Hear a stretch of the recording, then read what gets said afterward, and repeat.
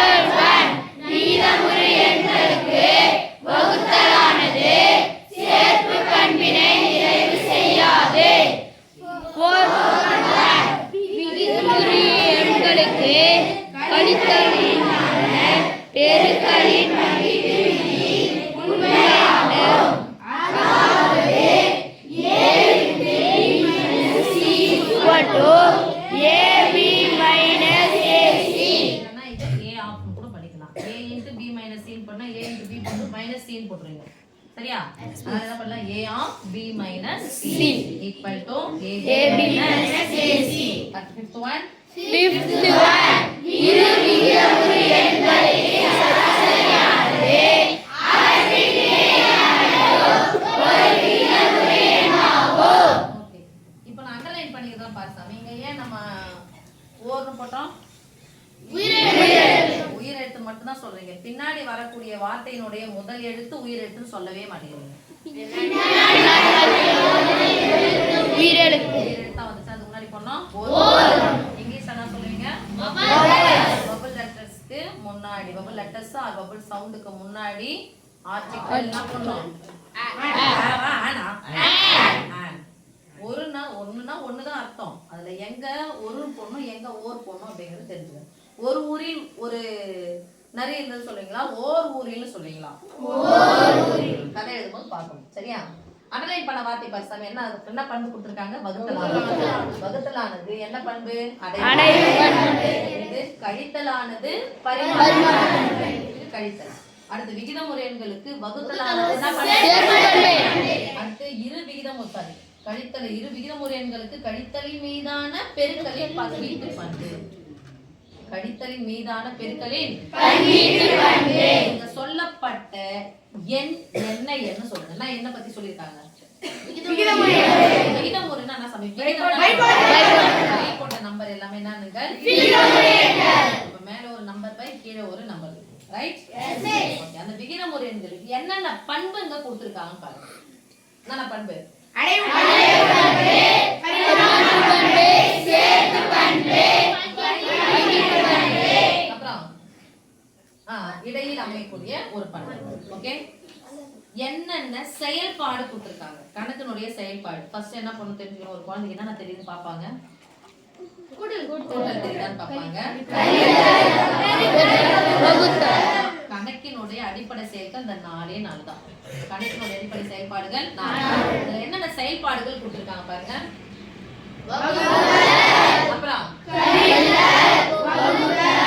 அப்புறம் இங்க சராசரி இடையில் அமையும் அப்படின்னு சொன்னா நடுவுல வர்றது. ஓகே, இது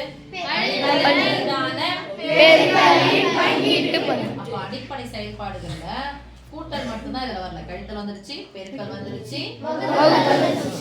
ஓகே பாசிவா? கீழே புரிஞ்சுக்கிட்டாங்க. இப்போ இதை நான் இதுவும் எழுதிட்டேன் உங்களுக்கு. விகிதமுறு எண்களின் தொகுப்பிற்கு வகுத்தல் ஆனது. அப்ப 2 எண்கள் எடுத்துனா நடுவுல என்ன புள்ளி போட போறோம்? அப்போ 2 விகிதமுறு எண்களை கூட்டினால் ஒரு விகிதமுறு எண் கிடைக்குமா? 2 விகிதமுறு எண்களை கழித்தால் ஒரு விகிதமுறு எண் வந்து இன்னொரு விகிதமுறு எண் கழித்தா இன்னொரு விகிதமுறு எண் கிடைக்குமா?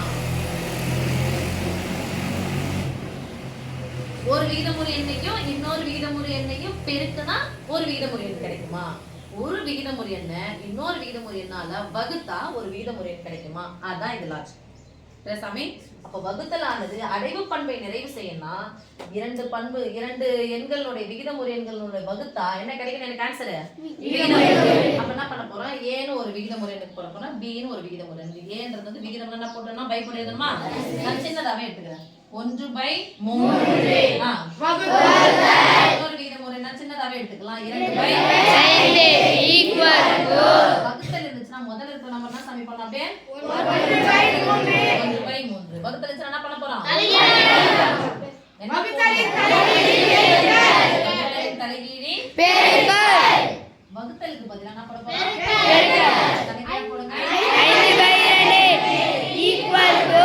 நடுவுல பெருக்கல் குறுக்க குறுக்க கேன்சல் பண்ண முடியுமான்னு பாக்குறேன். கேன்சல் பண்ண முடியாது. எப்ப கேன்சல் பண்ண முடியாது? 4 ஒரு விகிதமுறு எண்ணை மற்றொரு விகிதமுறு எண்ணால் வகுத்தால் என்ன கிடைக்குது? அப்ப இந்த பண்பு நிறைவு செய்யும் கொடுத்துறாங்க. சரி, ஓகே சாமி. எடுத்துக்காட்டோட சரி பார்க்க சொல்லிட்டாங்க. எடுத்துக்காட்டு போட்ட ஆன்சர் வந்துச்சு அப்படினா எழுதணும். சரி பார்க்கப்பட்டது. சரி பார்க்கப்பட்டது. இரண்டாவது பாருங்க சாமி. விகிதமுறு எண்களுக்கு கழித்தல் ஆனது. அப்ப இரண்டு விகிதமுறு எண்களுக்கு நடுவுல கழித்தல் போடுவோம். என்ன பண்பு? என்ன பரிமாணம்னா நான் இருக்கிற இடத்துல அவங்க வரும், அவங்க இடத்துல நாம. அப்ப a - b = b - இதே நம்பரை எடுத்துக்கிறேன் நானு. 1/3 இது என்ன பண்ண போறோம்? மைனஸ் 2/5 அப்படியே போடுறேன். 2/5 மைனஸ்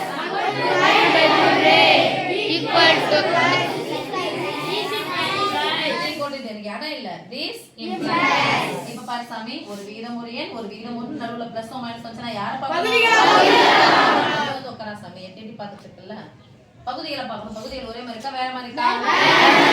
இந்த எண்களுக்கு பேர் நான் 3 5 னா எண்கள் ஒண்ணு கொண்டு சம்பந்தம் ரெண்டுத்தையும் பெருக்கணும். எப்ப ரெண்டுத்தையும் பெருக்கணும்? எப்பனா 1 5 5 ல இருந்து 6 கழிக்கணும். ரைட்? இந்த நம்பர் தான் அப்ப இங்க இருந்து இங்க வாங்க. அப்ப இந்த என்னோட குறி என்னது? மைனஸ். பெரிய எண் வந்துச்சு. என்ன கழிக்கணும்? பெரிய எண்ணுடைய குறியை போடணும். 6 ல இருந்து 5 கழிச்சா 1 என்ன 1? மைனஸ் 1/3 5 மைனஸ் 1/15 இங்க என்ன வர போகுது? நேரா பெருக்குங்க. குறுக்க குறுக்க பெருக்கு. 3 2 6 4 5 நடுவுல மைனஸ் 6 ல இருந்து 5 கழிச்சா என்ன 1? மைனஸ் 1 பிளஸ் 1 மைனஸ் 1 பிளஸ் எடுப்புல என்ன ஒண்ணுன்னு கேட்டா டக்குனு மைனஸ்னு சொல்லிட வேண்டியது. ஸ்டோர் ஆகிடுது மண்டையில. பெரியனுடைய குறி என்னது? பிளஸ் தானே? சாமி இங்க தான் இத கழிக்க போறோம். அப்ப பிளஸ் 1/3 இப்ப ஈக்குவல் டு பண்ணுமா நாட் ஈக்குவல் டு பண்ணுவோம். பகுதி சமமா இருக்கு. ஆனா தொகுதி சமமா இருக்கா? மைனஸ் 1 பிளஸ் 1 சமமா? என்ன சமைக்கணும்? Not equal to. பரிமாற்று பண்பிலே என்ன செய்யாதுன்னு சொல்லிட்டாங்க. சரி பார்க்கப்பட்டது. செய்யாது சரி பார்க்கப்பட்டது. அவங்க கொடுத்தது சரி. ஓகே, தேர்ட் ஒன் போலாம். விகிதமுறு எண்களுக்கு வகுத்தல் ஆனது சேர்ப்பு பண்பினை நிறைவு செய்யாது. சேர்க்கணும். அப்ப சேர்க்கும் போது 2 நம்பரை சேர்க்க கூடாது. எத்தனை நம்பரை சேர்க்கணும்? 3 நம்பரை சேர்க்கிறோம். அப்ப 3 நம்பர் A B C. விகிதமுறு எண்களுக்கு வகுத்தல் ஆனது. வகுத்தல் இங்கே வகுத்தல் போடுறேன், இங்கே வகுத்தல் போடுறேன். பிராக்கெட் எங்க போட்டு பாத்தீங்க? போட்டாச்சா? அப்போ A இந்த பிராக்கெட் ஆனது இதுக்கு A க்கு பொதுவானது. பிராக்கெட்னா பெருக்கல் பொதுவானது. அப்ப A வகுத்தல் B வகுத்தல் A வகுத்தல் C. அப்ப A divided by B divided by A divided by C. அப்ப நம்ம என்ன பண்ண போறோம்? C ன்னு இன்னொரு நம்பரை நான் எடுக்கிறேன். A தான் வச்சுக்கிறேன், B ன்னு வச்சுக்கிறேன். இன்னொரு C ன்னு ஒரு நம்பர் எடுத்துக்கலாமா? A வகுத்தல் A க்கு பதிலா என்ன சம போட போறோம்? 1/2 divided by B க்கு பதிலா என்ன போட போறோம்? 2/5. C க்கு பதிலா என்ன பண்றேன்? 3/5 போட்டுட்டா? இங்க என்ன போட போறோம்? divided by yeah? equal to என்ன போறோம்? A divided by B. A வந்து 1/3 bracket divided by A வுக்கு 1/3 C க்கு பதிலா 3/2 bracket. This implies first பார்க்க வேண்டியது யார் சாய் பார்க்கணும்? இந்த bracketல போய் பாருங்க. இங்க என்ன பண்ணிக்கலாம்? போடுதான் ஆகணும். இடம் மொத்தமா நான் தெரியல பாத்துக்கலாம். 1/3 divided by bracketல போய் பார்த்தா 2/5. இந்த வகுத்தலுக்கு பதிலா என்ன பெருக்கல்? வகுத்தலுக்கு பதிலா பெருக்கல் போட போறோம். இங்க பெருக்கு 2/5 அப்படியே போடுங்க. ஃபர்ஸ்ட் 2/5 பெருக்கல் 5/3 இது பெருக்கலின் தலைகீழ். நடுவுல பெருக்கல் குறுக்க 1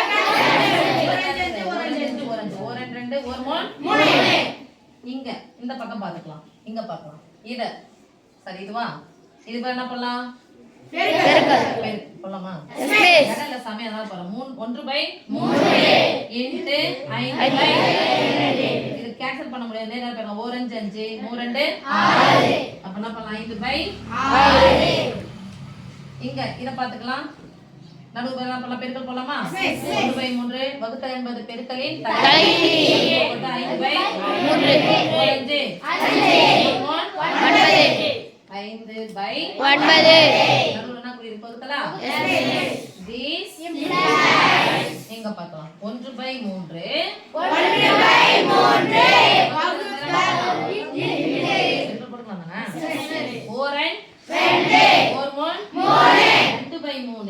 தலைகீழ போட்டா 3/3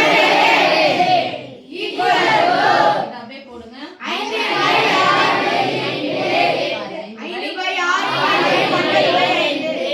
கேட்ச் பெரியமன்டா டிவைடட் பை இருக்கா? பெருக்கல் என்பது பெருக்கலின் தலைகீழ். தலைகீழ போடு சாமி. 1/3 சாமி. இந்த 3 ஆயிடுச்சு. நடுவுல பெருக்கல் நடுவுல பெருக்கல் 1 1 ஓரன் 1 ஓரன் 2 1/2. இங்க நடுவுல பெருக்கல் குறுக்கு 4 5 5 எத்தனை ஆயிப்படு? 3 ஆயிப்படு.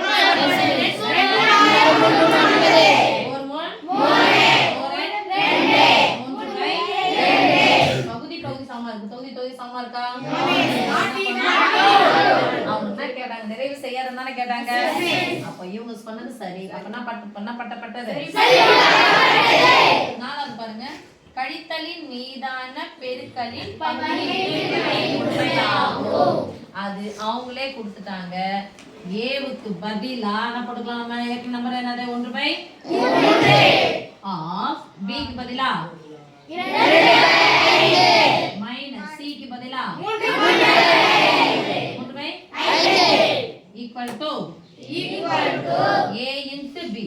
a into 1/3 into 2/5 minus 1/3 into 2/5. First யார செய்யணும்? பிராக்கெட். 5 இங்க 5 போல தான இருக்குது.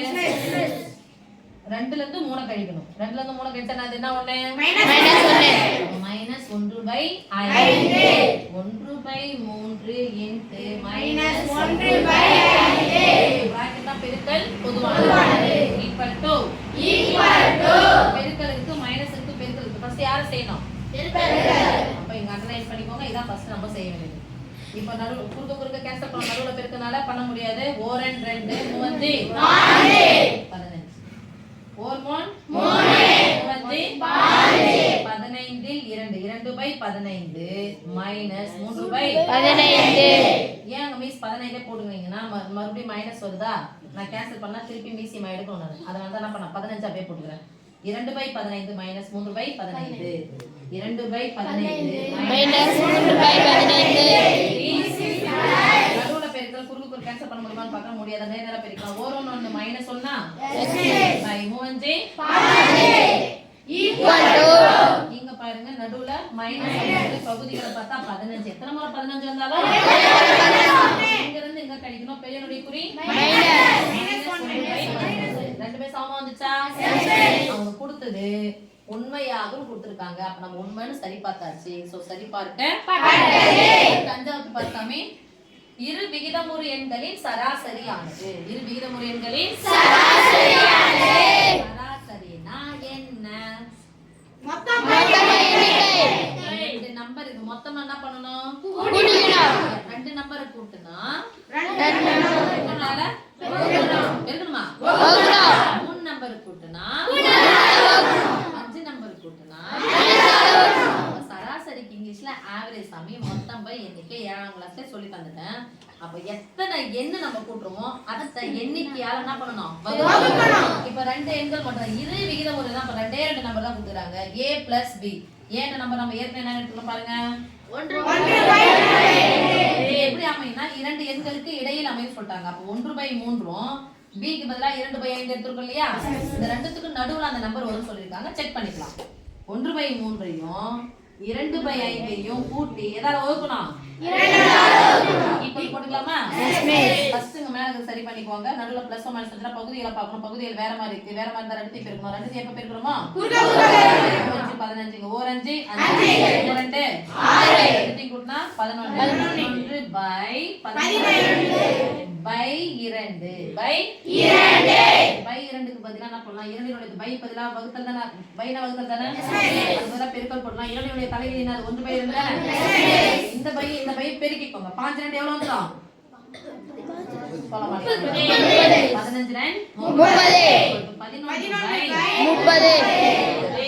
பை 30 ஆனது எங்க இருக்குதா? ஏவுக்கும் பிக்கும் நடுவுல. அப்ப ஏனுடைய மதிப்பு என்னன்னு தெரியல. பி உடைய மதிப்பு நம்ம என்ன எல்லாம் போட்டு வச்சுக்கிறோம் பாருங்க. விகித முறையில போட்டுக்கோமா? அப்ப இந்த பகுதி என்ன வரணும்? 30 வரணுமா? போட்டுக்கலாமா? இந்த பகுதியில 30 வரணும்னா 1 பை 30 3 30 வரணும். எதால பெருக்கணும்? என்ன பண்ணணும்? 10 டேஷ் போட்டுக்கலாமா? எங்க 30 வரணும். எதால பெருக்கணும்? 5 30 வரணும். எதால பெருக்கணும்னு கேட்டேன். 6 6 தான 30. இதே 6 ஆல் பெருக்கினா 6 5 30 மேல 6 2 12 மங்களங்களா சொல்லவே மாட்டேங்கிறீங்க. இப்போ 3 ஆல் பெருக்கினா 5 30 ஓர் 10 10. இப்போ பாருங்க 11 பை 30 தான் நடுவுல தான வந்துருக்குங்க பாருங்க. 10 பை 30 11 பை 30 அப்போ இந்த பகுதியை நீங்க சமான பின்னத்திலே தான் போகும். சமான பின்னம் பகுதியை ஒரே நாளா மாத்தணும். 30 வரணும். இங்கே 30 வரணும். இந்த 30 வந்ததுனால இங்கே 30 வரணும். அப்ப எதாவது பேருனா 30 வரும் பாத்தீங்கன்னா இதுக்கு நடுவுல தான் அமையுது. அவற்றுக்கு இடையில் அமையும் ஒரு விகித முறை ஆகும். இது விகித முறை தானே? என்ன பண்ணப்பட்டது?